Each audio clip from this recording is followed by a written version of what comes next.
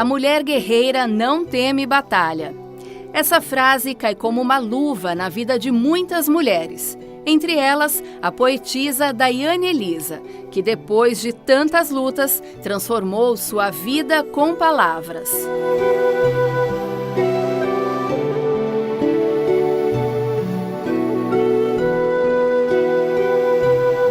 Já me senti bem impotente, sempre olhei para mim e falei, cara, não consigo, não posso, esse trabalho que eu tenho é o que eu mereço, eu sempre achei que eu merecia tudo aquilo que eu vivi.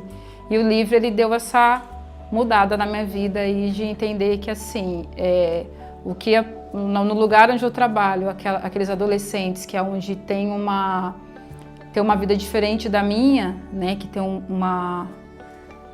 Aliás, eu trabalho num condomínio de classe alta. Então, por eu trabalhar lá, eu sempre, quando eu entrei ali, eu vi aquelas meninas que são... que os pais têm condições financeiras, e eu olhava e falava, cara, eu sempre chorava, eu falava assim, cara, meu filho nunca vai poder ter isso, nunca vai poder ter. E eu chorei muito ali, muito, muito, muito, muito. Eu falei, cara, eu não consigo dar uma vida diferente para os meus filhos vão ter o quê? E aí, no lançamento do livro, um amigo meu falou sobre o livro, que eu tinha que contar a minha história, porque tudo que eu escrevo em forma de poesia. Ele falou assim, Daiane, você tem que contar a sua história, outras mulheres têm que ver a sua história. Eu falei, não, pra quê? Não, você tem que contar. E aí, a partir dali, ele falou assim, a hora que você vê o seu livro publicado, você vai ver que vai ser diferente. E aí, quando publicou o livro, o pessoal lá do condomínio comprou muito, eu vendi acho que uns quase 90 livros em menos de um mês. Eu vendi muito livro. E aí eles falaram assim, Daiane, vamos fazer uma noite de autógrafo para você. Eu falei, nossa, mas eu não, você merece. E aí eles fizeram uma noite de autógrafo, e a moça que organizou essa noite de autógrafo falou assim, Daiane, eu queria algumas pessoas negras. Você tem pessoas negras? Porque o condomínio é de gente branca, então você não vê negros ali. Aí eu falei, tudo bem. Aí eu levei o treinador da minha filha, o coordenador, levei os dois, levei as medalhas e tal, e eu não tinha nada preparado. E ali eu fui começar a contar a minha história para o pessoal.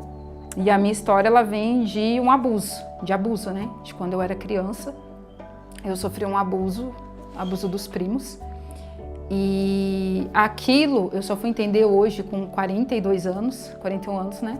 Eu fui entender que aquele abuso foi com que me trouxe relacionamentos abusivos. E eu não entendi, eu era maltratada na relação, mas eu achava que, era isso que eu merecia. Só que até então, como na minha mente tinha apagado esse abuso, então assim, eu nem entendi o porquê que eu aceitava aquelas coisas. Então eu fiquei 17 anos com o pai das crianças, sofrendo o abuso emocional. Eu fiquei muitos anos, perdi minha identidade, perdi tudo, mas sempre fui trabalhadeira. E aí quando eu saí dessa relação, aí eu saí bem machucada, bem triste, não tinha visão de nada, e procurei ajuda, tive essa ajuda.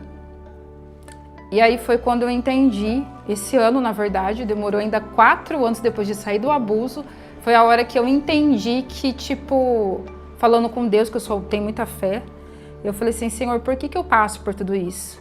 Porque antes do livro, eu fui me jogar ali na pedreira do Garcia. Eu fiquei muito perdida porque eu tive um outro relacionamento. Essa pessoa, ela sabia da minha história. Eu falei, olha, eu sofri um abuso quando era criança, por isso que eu sou um pouco mais fechada, isso e aquilo. E essa pessoa sabia disso, e aí ela me traiu, e eu descobri a traição dela, e perdoei. Aí perdoei, essa pessoa continuou traindo, e aí eu fiquei o quê? Eu já tinha sido curada da depressão, voltou tudo, mas voltou o dobro. E aí eu saí assim, perdida do serviço, e fui pro Garcia para me jogar. Eu tinha que me matar, eu precisava acabar com a minha vida. E aí eu fui conversando muito com Deus, falei assim, Senhor, por quê? Por quê? Por que eu tô passando por isso? E aí o Senhor falou assim, mas a culpa nunca foi sua. E aí veio a lembrança de que eu tinha sofrido o abuso quando eu era criança, eu tinha acho que uns 7 anos, a pessoa tinha acho que uns 15 da família. E aí eu lembrei disso, e Deus falou assim, a culpa nunca foi sua. Quando Deus falou comigo que a culpa não foi minha e que tudo aquilo que eu passei era para eu esquecer, porque nunca foi culpa, foi a hora que deu aquela coisa assim, lembrei e falei assim, cara, agora eu entendo por que eu venho tendo relacionamentos abusivos, porque eu achava que eu merecia aquilo. a culpa era minha, então assim, tudo que vinha para minha vida era culpa minha. E a partir do momento que eu entendi que nunca foi, aí eu mudei, aí a chave virou. Quem nunca foi desrespeitada, que atire a primeira pedra. Eu escrevi Vire a Chave e Comece de Novo, que é tipo é o finalzinho desse livro aqui. Vire a chave e comece de novo. E foi aí que assim as coisas começaram a mudar e eu conversava com muitas pessoas, falava assim, gente, eu peguei muitas mulheres como eu. E aí quando eu vejo pessoas que, tipo assim, mulheres como eu, que vivem numa relação dentro de casa, na onde ela é o homem da casa, e ela fica assim, mas eu tô com o meu marido, ele faz isso pra mim, mas ele cuida das crianças, mas ele cuida das crianças, é um bom pai. E aí eu sempre falo para as mulheres assim, deixa eu te dizer uma coisa, não coloca o teu filho porque eu já fui essa mulher. E essa mulher não é que o marido é bom para as crianças, é que você não consegue viver longe dele porque você tem essa dependência emocional. E existe os ciclos de dependência emocional, tipo quando você sai da relação.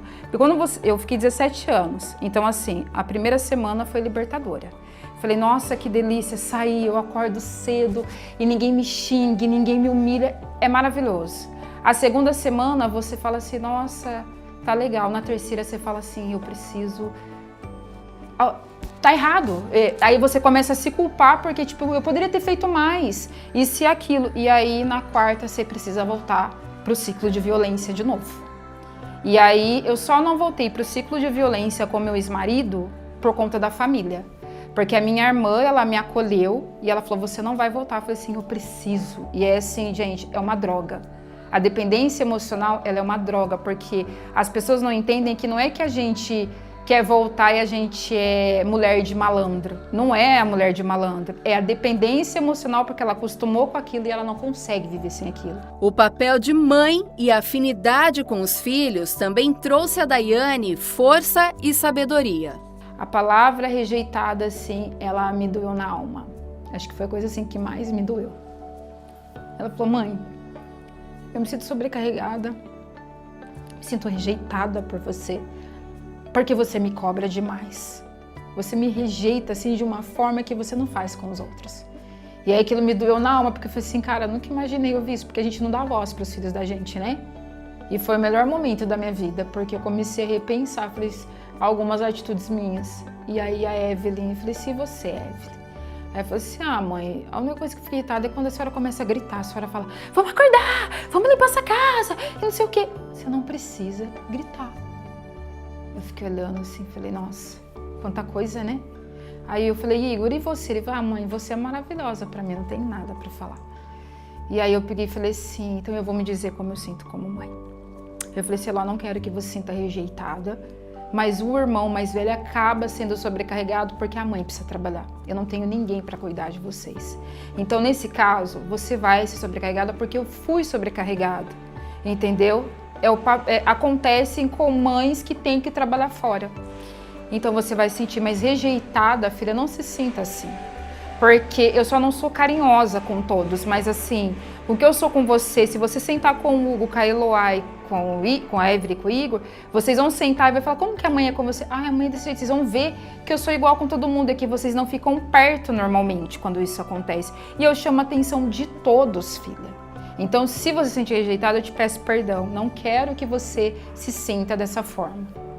Aí falei pra ele, vou tentar não gritar, mas em contrapartida eu preciso trabalhar, preciso encontrar a casa organizada, porque é ruim pra mim. Eu trabalho 12 horas, às vezes eu fecho 24, 36 horas. Eu falei assim, são muitas horas de trabalho. Pra o quê? Pra poder cuidar de vocês.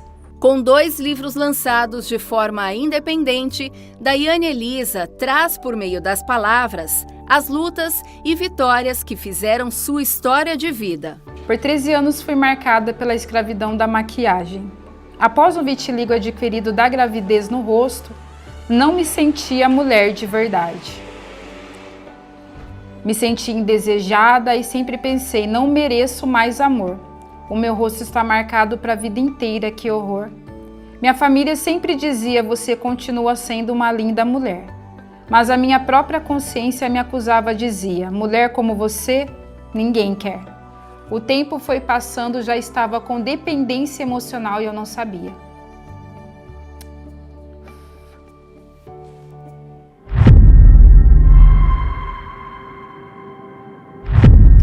foi dura, pois foram 13 longos anos. Estava morrendo aos poucos com a dependência emocional me matando. Mas como em Eclesiastes diz, tem tempo para tudo, um dia acordei para a vida e me senti fora do mundo.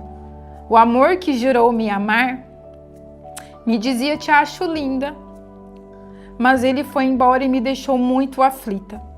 Quando me dei conta, mais uma vez estava sozinha. Então perguntei a ele: como faço para seguir a vida? Ele me disse: se ame, leia livros e se valorize.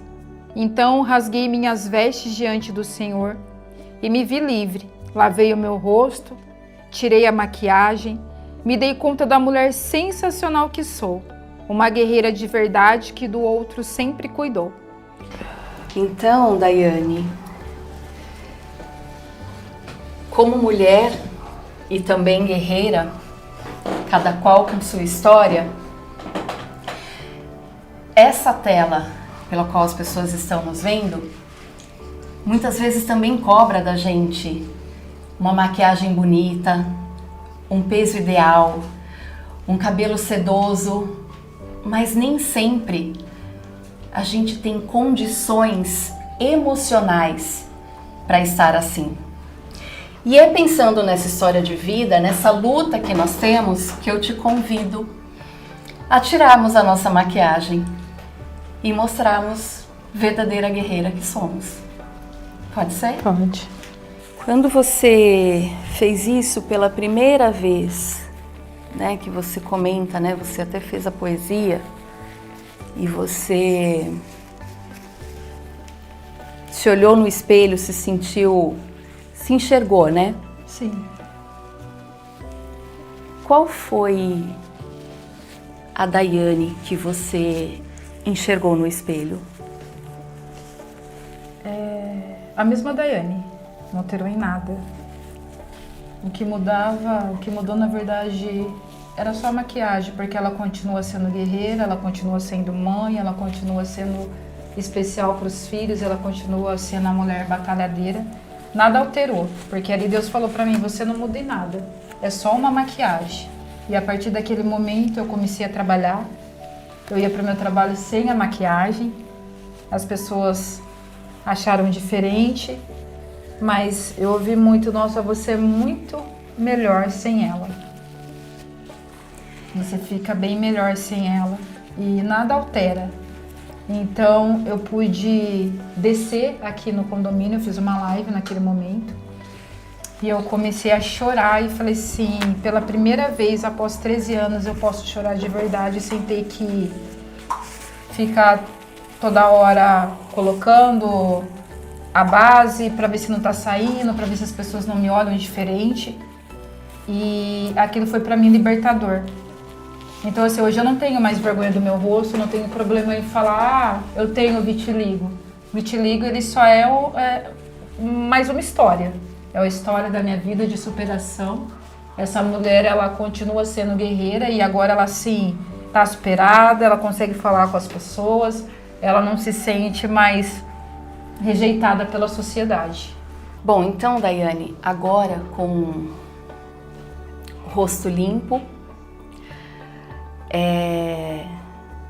de alma lavada e rosto lavado ou cara lavada, como queiram, eu vou pedir para você me emprestar aquele seu livro, Alma Lapidada, porque ele tem um subtítulo, né? Alma lapidada por você mesmo, pela mulher que você foi, que você insistiu ser, dia após dia, luta após luta. E aí agora, o que fica para mim da sua história de vida é que esse subtítulo aqui, O Recomeço, é justamente a partir de agora. Sim. Desse momento que a gente se olha no espelho, que a gente olha pra gente mesmo, que a gente, ainda que sem maquiagem, mostrando, né, algumas imperfeições, marcas da vida, a gente consegue perceber o nosso valor, não só como mulher, mas como ser humano. Muito obrigada, eu agradeço pela oportunidade que vocês deram de contar a minha história, que eu creio que é a história, assim, da mulher brasileira, né? Essa coisa da aceitação. Acho que a aceitação, eu posso dizer que a aceitação foi que mudou a minha vida, né? Não foi só as minhas buscas, mas a aceitação, aceitar que meu rosto é desse jeito e que mesmo com as imperfeições eu continuo sendo a mesma mulher, não alterei, não mudou a minha índole, é o que faz o diferencial. Então, assim, a minha história é a história de muitas aí que deve se aceitar e seguir a vida, porque a gente não pode se vitimizar. Eu não posso ficar me vitimizando pelo meu passado. O passado já foi, então assim, é realmente um recomeço para mim, para os meus filhos e para outros que queiram ouvir essa história.